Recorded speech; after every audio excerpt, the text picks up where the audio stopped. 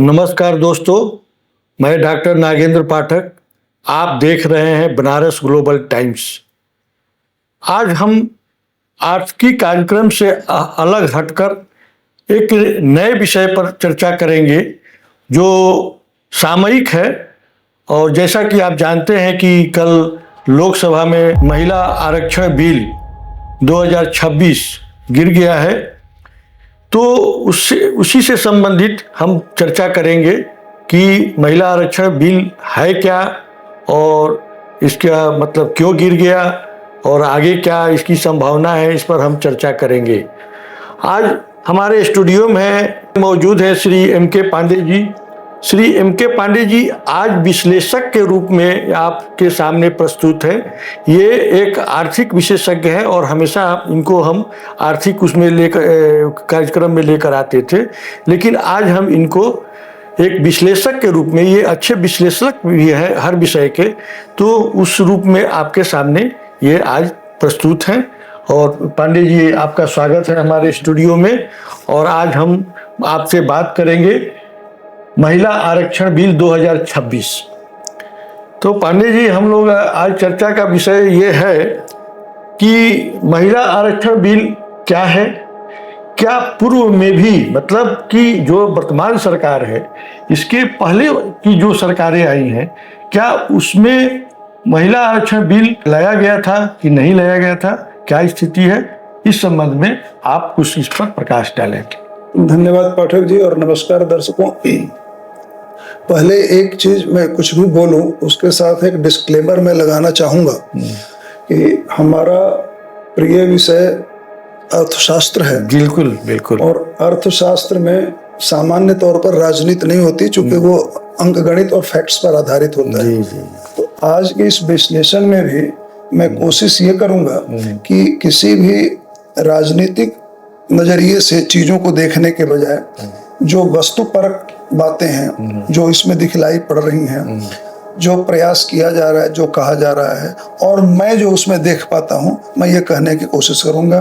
क्योंकि ये राजनीतिक रूप से काफी संवेदनशील मुद्दा है, तो इसमें कतई जरूरी नहीं है कि मैं जो कहूं वो सर्वमान्य हो।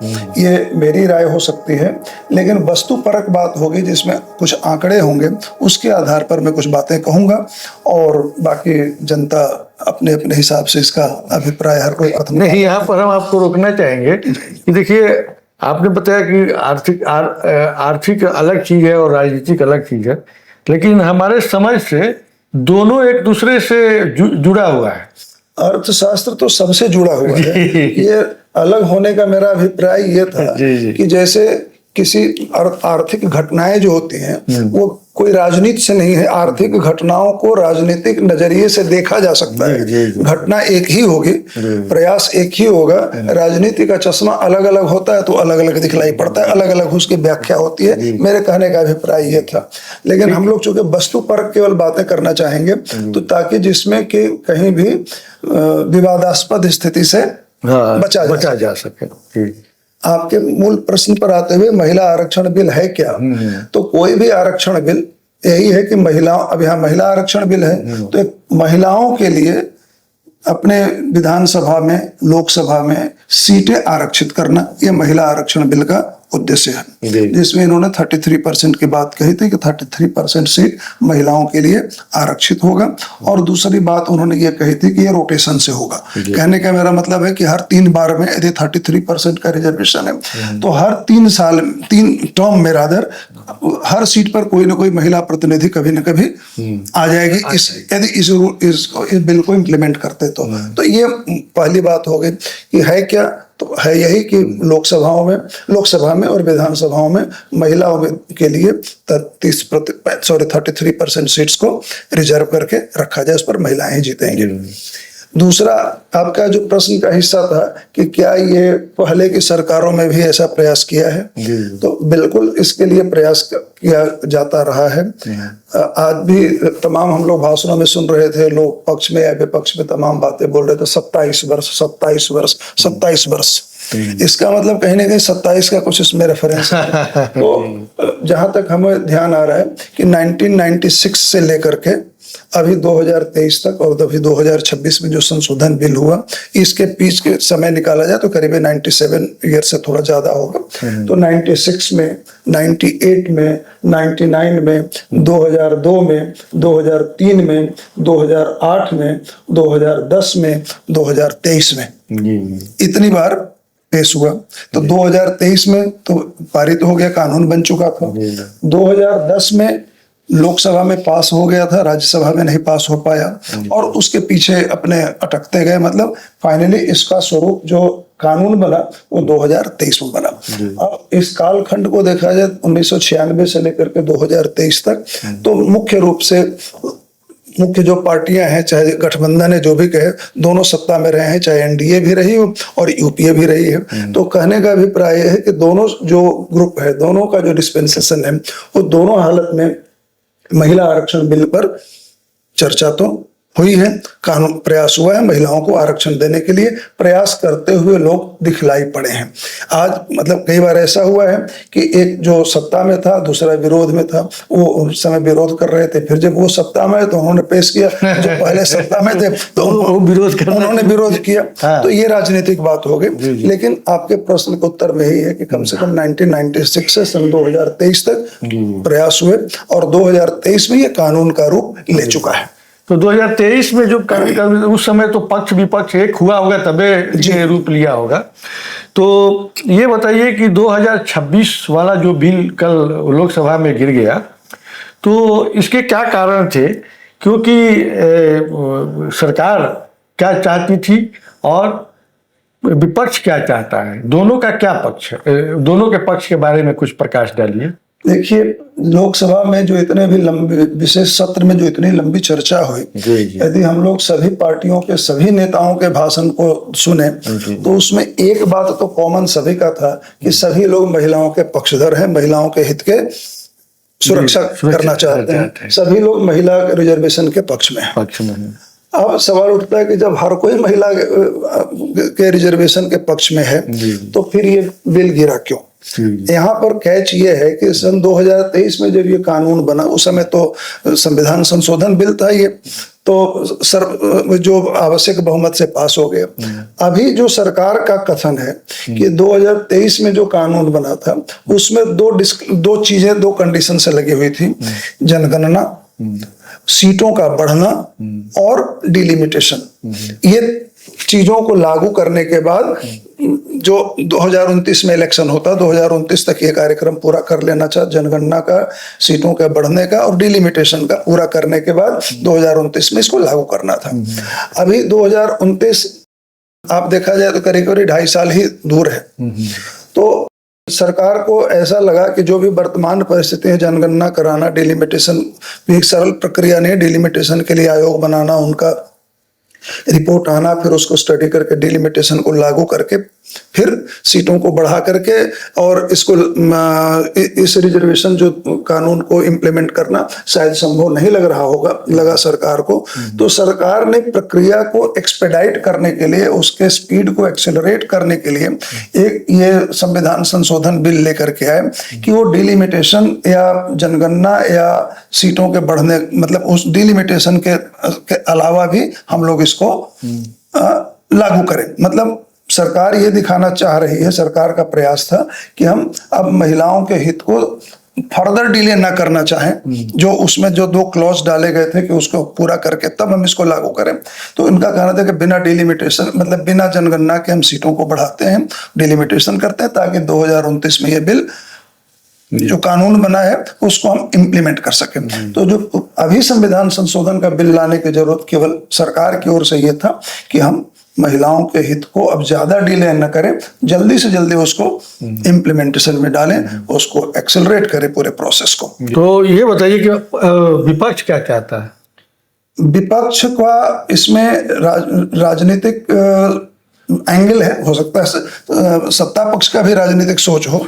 इसका पहला सवाल ये है, मतलब जो उनके आपत्ति है, खाली उनका पक्ष रख लीजिए, उनका क्या एंगल है उसे नहीं। उनकी जो आपत्ति है कि टाइमिंग को लेकर के वो सहज नहीं थे। उनका कहने का था कि अभी 2 महत्वपूर्ण राज्यों में विधानसभा का चुनाव होना है, बंगाल में और और तमिलनाडु में, केरल में भी शायद है ना, केरल में भी है। 3 राज्यों में चुनाव होना है। तो चुनाव के वक्त पर ऐसा करके सरकार महिलाओं के वोटों को मतलब राजनीतिक लाभ लेने के लिए समय चुना गया। एक उनका ये पहलू है। दूसरा पहलू ये है कि इसके अंदर ये बात विपक्ष ने कहा है, बिल्कुल कहा है, टाइमिंग को लेकर के उनकी टाइमिंग नहीं, मतलब कि ये 2 चुनाव जो हो रहे हैं, मैंने टाइमिंग का अभिप्राय उनसे यही है कि जब विधानसभाओं के चुनाव चल रहे हैं उस समय ये विशेष सत्र बुलाने की मतलब राजनीतिक मंशा सरकार की इसमें है, चुनावों को प्रभावित करने के लिए। दूसरी बात जो अब उनकी मांग है कि इसके अंदर कोटा के अंदर भी ओबीसी का कोटा निर्धारित करें। तीसरी मांग डिलिमिटेशन को लेकर के है। डिलिमिटेशन में ऐसा मानना है कुछ पार्टियों का कि नॉर्थ का प्रभुत्व बढ़ जाएगा, सीटें नॉर्थ में बढ़ जाएंगी। हालांकि सरकार ने कहा कि हम 50% अक्रॉस सब जगह बढ़ाएंगे, जहां पर भी जैसे यूपी में 80 है तो 120 होंगे, तो जहां 50 है वहां 75 होंगे, मतलब 50% से सभी सीटों को बढ़ा देंगे। तो जो अनुपात आज है वही अनुपात उस दिन भी वर्तमान में रहेगा। तो एक उनका ये था। तीसरी बात जो थी महत्वपूर्ण कि जब डिलिमिटेशन से कई बार क्या होगा, जब नए सीटों का गठन होगा तो ऐसा हो सकता है कि किसी न किसी लोकसभा का कुछ हिस्सा कट के दूसरे में जाएगा, तीसरा मतलब ऐसे करके होगा। तो आमतौर पर ये देखा जाता है कि ट्रेडिशनली कोई लोकसभा का कोई क्षेत्र किसी पार्टी का स्ट्रांग होल्ड होता है, वहां पर उन्हीं को वोट मिलते हैं। अब यदि सरकार ने उस स्ट्रांग होल्ड को, चूंकि सरकार का तो मैंने विपक्ष का कहना बस उतना ही है कि डिलिमिटेशन से हमारे राजनीतिक प्रभुत्व। ठीक है, तो हम अगले प्रश्न पर आते हैं। हम आपको इस पर बात चर्चा हम करेंगे फिर से।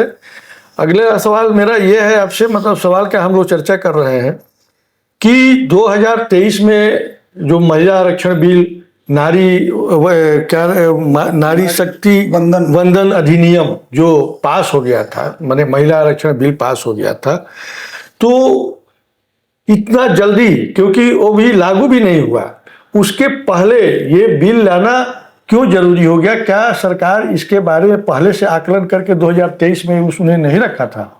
कहीं ना कहीं बात जरूर रही होगी, क्योंकि आज सरकार को यह महसूस हो रहा है कि जो 2023 के कानून में जो प्रावधान डाले गए थे उन प्रावधानों के साथ महिला आरक्षण बिल 2029 के लोकसभा के चुनाव के समय इंप्लीमेंट नहीं हो पाएंगे। चूंकि परिसीमन करने के लिए जनगणना करना जरूरी है, जनगणना पूरा हो उसके बाद फिर परिसीमन होगा, चूंकि समानुपातिक रिप्रेजेंटेशन के लिए। उसके बाद तो सरकार को कहीं ऐसा महसूस हुआ कि उन कंडीशंस को फुलफिल करते हुए 2029 के लोकसभा के चुनाव में ये नारी शक्ति बंधन अधिनियम जो है, जो कानून बना, ये लागू नहीं हो सकेगा।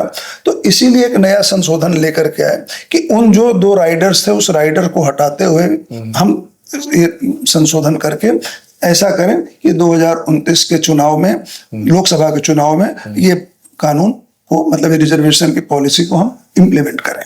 ये सरकार की मंशा है। तो 2029 तो अभी है, लेकिन मतलब इसी समय इस बिल को लाना क्यों जरूरी है जबकि अन्य चुनाव हो रहे हैं? अब यही एक राजनीतिक एंगल है। जैसे विपक्ष का कहना है कि विधानसभा का चुनाव चल रहा है, उसका टाइमिंग क्यों रखा गया, शायद वहां के लोगों को प्रभावित करने के लिए। और फिर किसी न किसी दिन, जब भारत एक ऐसा देश है जहाँ सालों भर कहीं ना कहीं कोई ना कोई चुनाव होते ही रहते हैं, कम हो बेश छोटे बड़े चुनाव, तो कभी भी किसी भी समय आएगा तो कहीं ना कहीं चुनाव की अधिसूचना जारी हो चुकी होगी या चुनाव होने वाला होगा। अभी 26 चल रहा है, अभी डिले होता तो अभी अगले साल, अभी से 1 साल के अंदर उत्तर प्रदेश का 2027 में चुनाव होने वाला है, जो उत्तर प्रदेश से बहुत महत्वपूर्ण। तो चुनाव घोषित अभी होने वाले हैं, कहने का चुनाव चल रहे हैं। तो अब ये सवाल उठता है कि इसको 4 महीने के बाद करते तो भी ये कहा जा सकता था कि उत्तर प्रदेश का चुनाव आसन्न है, उसको देखते हुए उसको प्रभावित करने के लिए। तो ये तर्क वितर्क तो हमेशा चलता रहेगा। पक्ष प्रतिपक्ष अपने अपने राय, अपने अपना राजनीतिक स्वार्थ, राजनीतिक लाभ हानि की गणना वो लोग अपने हिसाब से करते रहेंगे और उसके हिसाब से उसके व्याख्या तो बात ठीक है। ये बताइए कि क्या महिला आरक्षण महिलाओं को ये बिल पास होने के बाद ही मिलेगा कि अन्य पार्टी, जितनी पार्टियां हैं, चाहे सत्तारूढ़ है चाहे अन्य विपक्षी दल है, वो क्या अपने जो लोकसभा विधानसभा का चुनाव जो लड़ते हैं, क्या उसमें 33% तक महिलाओं को चुनाव लड़ाया है? देखिए, आपका ये बहुत ही बढ़िया प्रश्न है और मेरे मतलब क्या कह सकते हैं दिल के नजदीक वाला प्रश्न आपने पूछा है। कानून बना करके किसी चीज को पालन करना बाध्यता है। यदि कानून बना है और आप उसको नहीं पालन करते हैं तो आपको बाध्य किया जा सकता है पालन करने के लिए। तो ये तमाम राजनीतिक दल ये कह रहे हैं कि तुम हमको जब मजबूर करोगे तभी हम करेंगे, स्वेच्छा से नहीं करेंगे।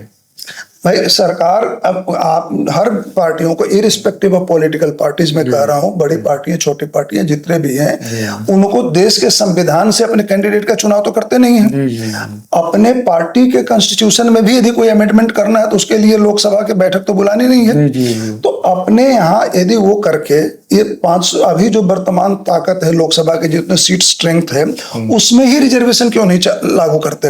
अभी ही 1/3 2/3 जितने भी देने का था, महिलाओं को टिकट देने में क्या दिक्कत है? आपने जो प्रश्न पूछा है तो मैं आपके साथ कुछ आंकड़े शेयर करता हूं। 2009 में लोकसभा की बात मैं केवल कर रहा हूं, विधानसभाओं की बात नहीं मैं कर रहा हूं। 2009 में लोकसभा के चुनाव में 8100 कैंडिडेट चुनाव लड़े थे। थोड़ा मोड़ा मतलब अप्रोक्सीमेशन में 10-5 इधर उधर माफ करिएगा, जिसमें से महिलाएं केवल 550 थी। तो 8000 में से 8100 में से यदि 550 महिलाएं चुनाव लड़ रही हैं, जिसका परसेंटेज 7% से कम हो रहा है। सिमिलरली 2014 में 8300 उम्मीदवार चुनाव लड़े थे और उसमें टोटल महिला उम्मीदवारों की संख्या 669 थी। अच्छा। उसी तरह 2019 में भी करीब 8000 लोग चुनाव लड़े थे, कैंडिडेट थे, उसमें महिला उम्मीदवारों की संख्या करीब 725 थी। और 2024 में जो अभी भी चुनाव मतलब लास्ट चुनाव जो हुआ था उसमें भी करीब 8400 कैंडिडेट चुनाव लड़े थे, जिसमें महिलाओं की संख्या लगभग 800 थी। तो अधिकतम जो महिलाओं की संख्या थी वो 9.5% थी। ये टोटल की बात हो रही है, इसमें सभी राजनीतिक दल शामिल हैं। यदि इन राजनीतिक दलों को वाकई महिलाओं के हित की इतनी ही चिंता थी तो लोकसभा और इसके संशोधन के बजाय इसमें ये संख्या बढ़ाने में किसने उनको रोका था? तो दिमाग नहीं होती।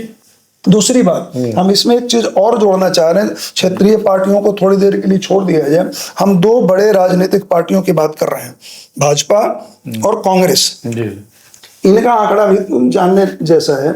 2024 में भाजपा 440 सीट पर चुनाव लड़ी थी, मतलब 440 भाजपा के उम्मीदवार चुनाव लड़े थे, उसमें महिला उम्मीदवारों की संख्या केवल 69 थी। कांग्रेस के 320 कैंडिडेट चुनाव लड़े थे 2024 में, महिला उम्मीदवारों की संख्या 41 थी। 2019 की यदि बात करें तो भाजपा के 436 कैंडिडेट चुनाव लड़े थे, जिसमें महिलाओं की संख्या 55 थी, और कांग्रेस के 421 उम्मीदवारों में से महिलाओं की संख्या भी 55 थी। 2014 में 428 भाजपा के उम्मीदवारों में से 38 महिलाएं थीं और कांग्रेस के 464 में से 60 महिलाएं थी। एक इलेक्शन और पीछे चलते हैं, 2009 भाजपा के 433 में से 44 महिलाएं थी और कांग्रेस के 440 में से 45 महिलाएं थी। तो ये मैं मुख्य राजनीतिक पार्टी जो आज की दिशा मतलब आज की तारीख का जो एक तरह से डायरेक्टिव जो सेट कर सकते हैं, आज भी यदि कांग्रेस और भाजपा मिल गई होती तो ये बिल पास हो जाता। तो दोनों महिला हितैषी होने का अपना अपना दावा प्रस्तुत करते हैं और उनके अंदर जहां पर कोई प्रतिबंध नहीं है, महिलाओं के प्रतिनिधित्व की संख्या, ये आंकड़े हैं। हो सकता है जो आंकड़े में प्रस्तुत कर रहा हूं उसमें 2-4 इधर उधर गलती हो सकती है, लेकिन आंकड़े तो यही बता रहे हैं। 33% मतलब 33% सिंगल डिजिट में है, 10% से नीचे है। 10%। तो वहां पर जहां पर किसी से कोई अनुमति लेने की जरूरत नहीं, प्योरली आपका अपना इंटरनल कॉन्स्टिट्यूशन काम करता है, आपकी इच्छा शक्ति काम करती है, और उस इच्छा शक्ति में आप 10% को भी नहीं दे पा रहे हैं और आकर के जनता को बताने के लिए हम इनके समर्थक उनके समर्थक हैं, ये करो और वो करो, ये न करो वो, आप वहां पर आकर के। हाँ, तो मैं तो कह सकता हूं कि ये केवल भाषणबाजी है और एक्शन जो आपका है वो डाटा आंकड़ा ये बताता है कि आपके कथनी में और आपके करनी में बहुत अंतर है, तालमेल नहीं है। जी। तो ये कल जो विपक्ष वो बिल गिर गया संसद ये लोकसभा में, इसका मतलब क्या कारण था? सर, जो लोगों ने जो आंकड़े दिए जा रहे हैं, जो उन्होंने कहा, आंकड़े के हिसाब से यदि कहा जाए तो एनडीए गठबंधन तो कर सकता है कि हमारे पास 293 थे और हमको 298 वोट मिले। कहने का मेरा मतलब कि मेरा जो ग्रुप है पूरी तरह मजबूत है और 5 और भी लोगों को हम अपने में मिला लिए, ये अपनी उपलब्धि में गिन लें। लेकिन चाहिए था 360, कांग्रेस मतलब बाकी जो अपोजिशन अलायंस उनको 230 वोट मिल गए। ये अपनी जगह पर बात है, आंकड़े तो केवल यही बोलेंगे। दूसरी बात यह है कि जो मुख्य जो लड़ाई थी वो 2 बातों पर थी। एक, कोटा के अंदर कोटा, ओबीसी महिलाओं को कोटा दीजिए, रिजर्वेशन दीजिए, और ओबीसी को कोटा देने के लिए जनगणना का इंतजार करिए, नंबर 1। और जो सबसे बड़ा था सीटों का बढ़ने का साथ साथ जो डिलिमिटेशन का, जैसे सीट बढ़ेंगे तो डिलिमिटेशन होना अनिवार्य हो जाएगा। यदि सीटों की संख्या नहीं बढ़ती है तो बिना डिलिमिटेशन के भी चुनाव किया जा सकता है, लेकिन जैसे ही संख्या बढ़ेगी तो डिलिमिटेशन होगा। संख्या बढ़ने से देश की ज्योग्राफी तो नहीं बढ़ जाएगी, किसी न किसी सीट में से काट करके कुछ नए सीट बनेंगे, वहीं पर डिलिमिटेशन होगा। मैं तो सवाल ये कहता हूं कि क्या वाकई देश का कल्याण, देश की जनता का कल्याण लोकसभा में या विधानसभा में उपस्थित सदस्यों की संख्या से पर निर्भर है क्या? सैद्धांतिक रूप से कहा जाए रिप्रेजेंटेशन के लिए कि हाँ इतने लोगों का प्रतिनिधित्व कर रहे हैं, लेकिन हम लोग इतिहास के तौर पर देखें, आंकड़े देखें, क्या वाकई जनता की समस्या का समाधान हमारे प्रतिनिधियों की संख्या पर आधारित है क्या? क्या हमारे प्रतिनिधि या जनता जो भी एमपी बने चाहे एमएलए बने, वो क्या एक एक जनता से इंटरेक्ट, एक एक इंडिविजुअल समस्या उनको हैंडल करनी है क्या?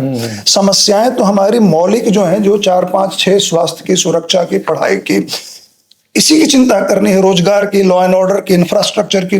तो ये समस्याएं तो ऐसे गिना जाएगा तो 5, 7, 8, 9, 10 ही हैं। उस क्षेत्र में आज चाहे 140 करोड़ की हमारी आबादी हो तो, चाहे जिस दिन 55 करोड़ की आबादी थी, तो समस्याएं तो हमारी वही मौलिक तब थी, वो भी मौलिक आज भी हैं। उस दिन भी स्कूल चाहिए था, उस दिन भी हॉस्पिटल चाहिए था, उस दिन भी रोजगार चाहिए था, उस दिन भी सड़क चाहिए था, आज भी चाहिए। तो संख्या बढ़ जाएगी तो हमारे बेसिक इंफ्रास्ट्रक्चर बढ़ जाएंगे, डायरेक्ट संबंध तो नहीं दिखता है, बल्कि संख्या बढ़ जाने से एक चीज और होगा, सरकार के खर्चे तो बढ़ जाएंगे। एमपी बढ़ेंगे तो उनकी सैलरी, परक्विजिट, तमाम और जो चीजें होती हैं, उनका जो एडमिनिस्ट्रेटिव सेटअप वगैरह, उसमें सरकार के खर्चे, देश के मतलब टैक्स पेयर्स का पैसा उसमें खर्चा होगा। ये बात वहां लागू होती है। क्लास में स्टूडेंट और टीचर का रेशियो बढ़िया हो तो टीचर बढ़िया पढ़ा लेगा। हॉस्पिटल में डॉक्टर और पेशेंट का रेशियो अनुकूल हो तो डॉक्टर बढ़िया से देख लेगा, क्योंकि वहां उनको इंडिविजुअली एक एक स्टूडेंट, एक एक पेशेंट को देखना है। हमारे जनप्रतिनिधि अपने क्षेत्र में आने वाले एक एक नागरिक की नब्ज थोड़े ना पकड़ते हैं। तो ठीक है, तो बात आपकी सही है, लेकिन ये बताइए कि लोकसभा की जो सीटें जो वर्तमान है उसको बढ़ाकर 850 करने का क्या औचित्य है? औचित्य केवल यही था कि सैद्धांतिक रूप से कि जैसे प्रतिनिधि हम कितने लोगों को रिप्रेजेंट कर रहे हैं, ये वो कहना चाहते हैं कि जो ज्यादा प्रतिनिधि रहेंगे तो वो ज्यादा बातें अपने क्षेत्र के सघनता से उठाएंगे और उसके लिए नीतियां तदनुरूप बनाई जा सकती हैं। जब कोई प्रतिनिधि एक बहुत बड़े सेगमेंट को रिप्रेजेंट करता है तो हो सकता है उसके ध्यान से कुछ चीजें छूट जाती होंगी जो उस क्षेत्र स्पेसिफिक के लिए चाहिए था, वो नहीं उठा पाते हैं। यदि ज्यादा प्रतिनिधि होंगे तो ज्यादा मतलब स्पष्टता से वहां के मुद्दों को उठाया जा सकता है और उस हिसाब से नीतियां बना करके उस क्षेत्र के विकास के योजनाएं चला जा सकती हैं। ये उनका पक्ष हो सकता है। जनसंख्या बढ़ी है तो प्रतिनिधियों की संख्या बढ़नी चाहिए, लेकिन मैं बिना किसी के भावनाओं को और किसी के सम्मान को ठेस पहुंचाए बगैर मैं तो ये कह रहा हूं कि ये राजनीतिक दल के लोगों के लिए रोजगार बढ़ाने का उपाय है ना। अभी 500 इतने एमपी हैं, अगली बार बढ़ेंगे तो 300 और एमपी बढ़ जाएंगे। इतने विधानसभाओं में बढ़ेंगे तो 50% और लोग विधायक बन जाएंगे, मंत्री बन जाएंगे, तो वहां पर रोजगार सृजित ज्यादा हो रहा है। फिर मेरा मानना है, मैं गलत भी हो सकता हूं, कि जनप्रतिनिधियों से जन समस्या का समाधान का डायरेक्ट कोई लिंकेज नहीं है। भाई समस्या तो वही मौलिक 5, 7, 8, 9, 10 है जिनको दूर करना है। सड़क बनानी है, स्वास्थ्य बना के लिए हॉस्पिटल बनाना है, बच्चों की शिक्षा के लिए बनाना है, रोजगार के अवसर करिए, लॉ एंड ऑर्डर बेटर करिए। इसमें प्रतिनिधि 1 है कि प्रतिनिधि 2 है, प्रतिनिधि 500 है कि प्रतिनिधि 850 से हमारे समझ से बहुत ज्यादा फर्क नहीं पड़ने वाला है। तो आप चूंकि आर्थिक विशेषज्ञ हैं, तो ये 850 हो जाने पर ये हमारे देश की अर्थव्यवस्था पर इसका क्या असर पड़ेगा? डायरेक्ट अर्थव्यवस्था पर तो असर पड़ेगा कि 50% आपके खर्चे और बढ़ जाएंगे। सांसदों का वेतन भत्ता और जो उनसे जुड़े हुए जो खर्चे हैं वो तो तुरंत बढ़ जाएंगे। वो तो जिस दिन एमपी बनेंगे अगले दिन से उनको मिलना शुरू हो जाएगा। उनके जो उनको मतलब सरकार द्वारा मतलब अधिकृत जो उनकी सुविधाएं हैं वो बढ़ जाएंगी। पेंशन उनको जो मिलना वो बढ़ जाएगा। तो सबसे पहली बात तो आपके टैक्स पेयर्स का मनी का एक आउटफ्लो का एक और रास्ता बन जाएगा, सबसे पहली बात। अब एब्स्ट्रैक्ट की बात है कि जन समस्याओं को बहुत बढ़िया से उठाएंगे तो बहुत बढ़िया विकास होगा। हम लोगों को कल्पना नॉन प्रोडक्टिव कल्पना की बात है, हो सकता है, नहीं भी हो सकता है, लेकिन मेरे हिसाब से खर्चा तुरंत बढ़ जाएगा। खर्चा बढ़ जाएगा तो थोड़ा समाज में और वीआईपी गाड़ियों का मूवमेंट थोड़ा बढ़ जाएगा। बहुत बहुत धन्यवाद पांडे जी, आपने बहुत अच्छे ढंग से महिला आरक्षण बिल को प्रस्तुत किया और स्टूडियो में आने के लिए आपको बहुत बहुत धन्यवाद।